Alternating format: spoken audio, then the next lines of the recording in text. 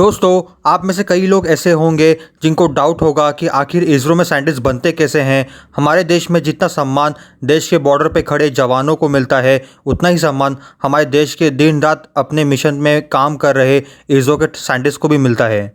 हमारे देश में क्रिकेट के अलावा एक चीज़ जो हमें एक साथ एकजुट होकर आधी रात तक बैठने और प्रार्थनाएं करने में मजबूर करती है, वो है देश के लिए इसरो की स्पेस में कोई अचीवमेंट। एक तरफ अगर आप देखोगे तो देश के बॉर्डर पर फौलादी शरीर वाले और शेर जैसे जवान तैनात होते हैं, उसी तरह हमारे इसरो में हमारे देश के बेस्ट टैलेंटेड और जीनियस साइंटिस्ट जो दिन रात मिशन में काम करके और उसमें सफलता दिला के देश का नाम रोशन करते हैं। आज हम जो स्पेस में इसरो की प्रोग्रेस देख रहे हैं, वो हमारे आज की युवाओं को स्पेस एंड साइंस में कदम रखने के लिए और इसमें भारत का सुनहरा भविष्य लिखने के लिए प्रेरित कर रहा है। मैं जानता हूँ कि हमारे देश के कई युवा इसरो में जाना चाहते हैं और अपने देश के लिए कुछ बड़ा अचीव करना चाहते हैं, पर आपके अंदर सवाल यह है कि इसरो कैसे जा सकते हैं, इसके लिए आपकी क्वालिफ़िकेशन क्या होनी चाहिए, आपको इसके लिए कौन से सब्जेक्ट्स पर ज़्यादा फोकस करके उसको स्ट्रांग बनाना होगा, क्या इसरो का कोई एग्ज़ाम भी होता है, इसरो के लिए कौन से कॉलेजेस अच्छे रहेंगे। तो इस वीडियो में मैं इन सभी सवालों का जवाब लेकर आया हूँ। अगर इन सभी प्रश्नों का उत्तर जानना चाहते हो तो इस वीडियो को अंत तक देखना ज़रूर बनता है यार। So let's get started with our today's video title, how to become a scientist in ISRO. Scientist बनने से पहले आपको ये जानना ज़रूरी है कि साइंटिस्ट कहते किसे हैं। साइंटिस्ट एक ऐसा इंसान होता है जो अपनी साइंस की नॉलेज अर्थ और उसके बाहर की चीज़ों में लगाता है, जो अपने से पहले हो चुके डिस्कवरीज और इन्वेंशंस की मदद से एक पर्टिकुलर चीज़ और अलग अलग पहलू को जोड़ने की कोशिश करता है। साइंटिस्ट बनने के लिए आपके अंदर दो क्वालिटीज़ होना ज़रूरी है। पहला, आपके पहले जो डिस्कवरीज और इन्वेंशंस या थियोरी हुई है उसको महत्व देना। आपने ऑब्जर्व किया होगा जितने नए डिस्कवरीज या इन्वेंशंस हुए हैं उसका बेस या कहे तो उसकी नींव पास्ट में बने किसी थियोरी, इन्वेंशंस या डिस्कवरीज पर निर्धारित है।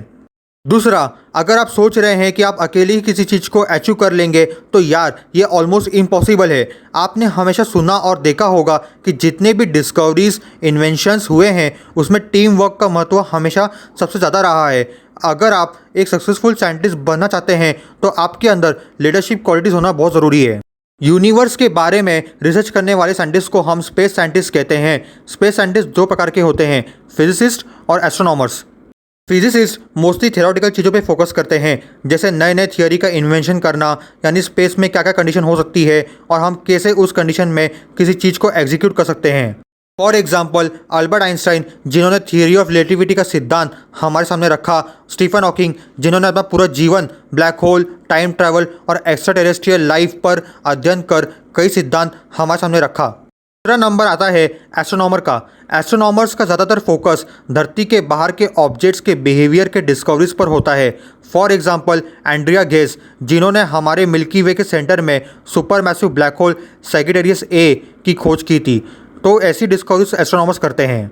पर या आप फिजिसिस्ट बनो या एस्ट्रोनॉमर, आप स्पेस साइंटिस्ट ही कहलाओगे। और एक स्पेस साइंटिस्ट बनने के लिए आपको अपना लाइफ प्योर साइंस और इंजीनियरिंग जैसे सब्जेक्ट्स को देना होगा।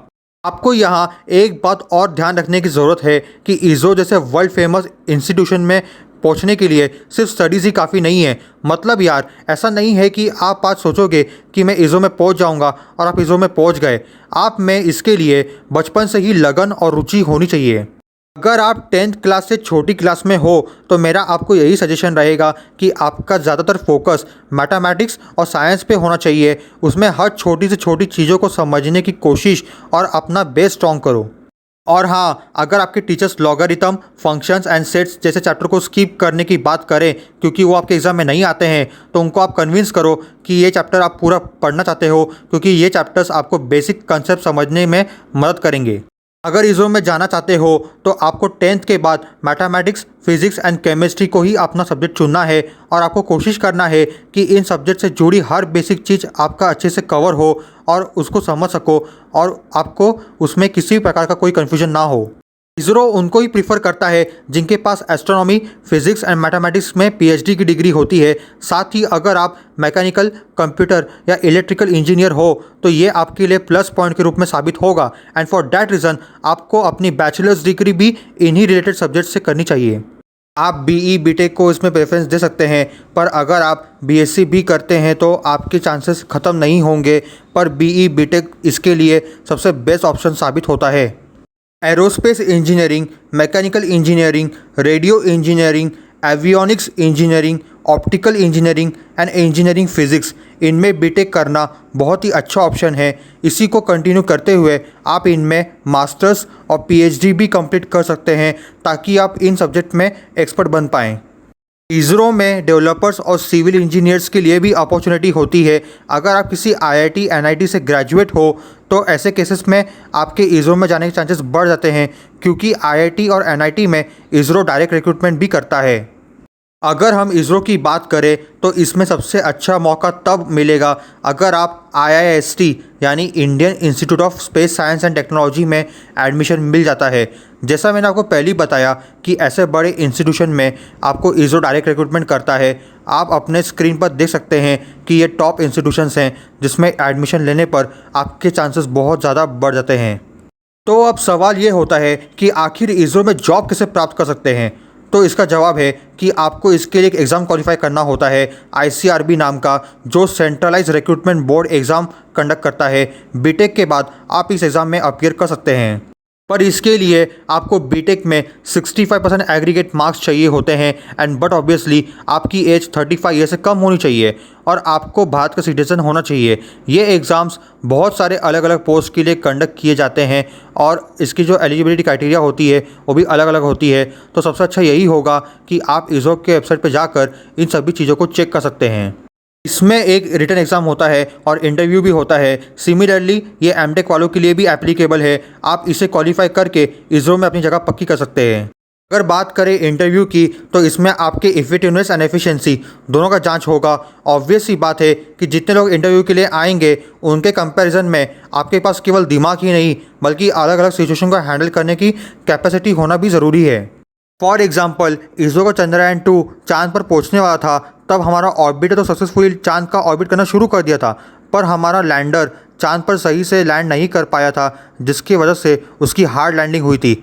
ऐसे सिचुएशन में साइंटिस्ट को जल्दी से जल्दी डिसीजन लेना होता है और ऐसे स्ट्रेस भरी सिचुएशन में पेशेंस रखना बहुत ज़रूरी है, क्योंकि वो दिन रात एक करके मेहनत करते हैं। अगर मिशन सक्सेसफुल नहीं होता तो ऐसे सिचुएशन में अपने आप को संभालना भी ज़रूरी है और तुरंत ही अगले मिशन के लिए काम शुरू कर देना चाहिए अपनी गलती सबक लेकर। जब आपका इंटरव्यू होता है वो केवल आपका नॉलेज ही नहीं बल्कि कितनी होशियारी के साथ आंसर दे रहे हैं, आप सिचुएशन को कैसे काम होकर हैंडल कर रहे हैं, आप खुद को प्रेजेंट कैसे कर रहे हैं, आपका बिहेवियर कैसा है, ये सब चीज़ें आपके मायने रखता है। और हाँ, आपका एकेडमिक परफॉर्मेंस भी क्लीन होना बहुत ज़रूरी है, क्योंकि इस मामले में इसरो बहुत स्ट्रिक्ट है। अंत में आपसे यही कहूँगा कि इसरो में काम करना इजी नहीं है, ये बहुत ही डिमांडेबल है, पर साथ ही बहुत रिस्पॉन्सिबिलिटी से भरा हुआ है, क्योंकि पूरी देश की नज़र आप पर रहती है जब आप इसरो को रिप्रेजेंट करते हो। तो आपको ये वीडियो कैसा लगा हमें कमेंट बॉक्स में अपना व्यू ज़रूर शेयर करें।